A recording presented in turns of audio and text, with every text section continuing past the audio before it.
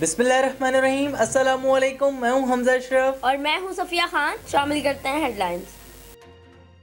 جزیرے ہماری ملکیت ہیں، سندھ حکومت کا صدارتی آرڈیننس کو ماننے سے انکار۔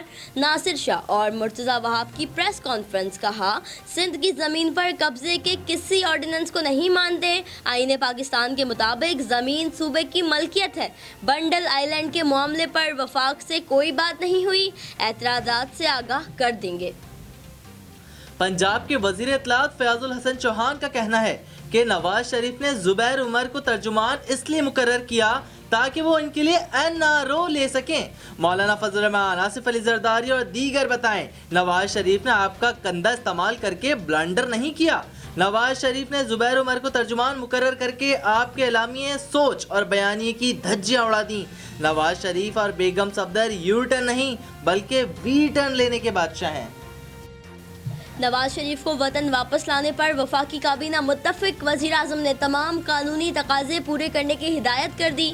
وزیر اطلاعات شبلی فراز نے میڈیا بریفنگ میں کہا لیگی قیادت سے بغاوت کے مقدمے سے حکومت کا کوئی تعلق نہیں۔ محمد زبیر کہتے ہیں وہ حکومت گرنے تک نواز شریف اور مریم نواز کے ترجمان رہیں گے، انہیں تا حیات ترجمانی پر مبارکباد دیتا ہوں۔ وہ اپنے خصوصی شہباز گل اپنے ٹویٹ میں کہتے ہیں غداری کے سرٹیفکیٹ تو نواز شریف نے ہی بانٹنے شروع کیے تھے۔ بے نظیر کو اسٹریٹ ریسٹ، عمران خان کو یہودی ایجنٹ کہا۔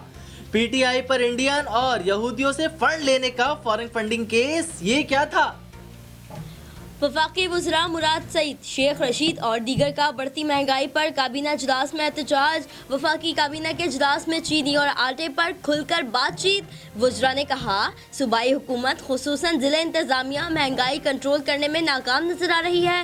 حکومت کا چینی مہنگی کرنے والوں کے خلاف کریک ڈاؤن کا فیصلہ۔ وفاقی وزیر اسد عمر نے کہا گندم درآمد کرنے سے آٹا سستا ہو جائے گا۔ اجلاس میں ایوان صدر کو 33 بلٹ پروف گاڑیاں استعمال کرنے کی اجازت دینے کا بھی فیصلہ۔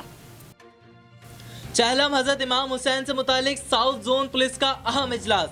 ڈی جی ساؤتھ جاوید اکبر ریاض کی زیر صدارت اجلاس۔ جلوس میں امن و امان کو یقینی بنانے کے لیے سیکورٹی پلان کا اثرناک جائزہ لیا گیا، ساتھ ہی سندھ حکومت کی طرف سے جاری احکامات پر سختی سے عمل درآمد کرنے کا حکم۔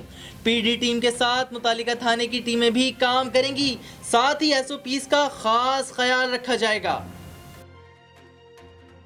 فی الوقت اتنا ہی۔ مزید خبروں اور اپڈیٹس کے لیے وزٹ کریں ہماری ویب سائٹ CSNlive.tv۔ اس کے علاوہ آپ ہمیں فیس بک اور ٹویٹر پر بھی جوائن کر سکتے ہیں۔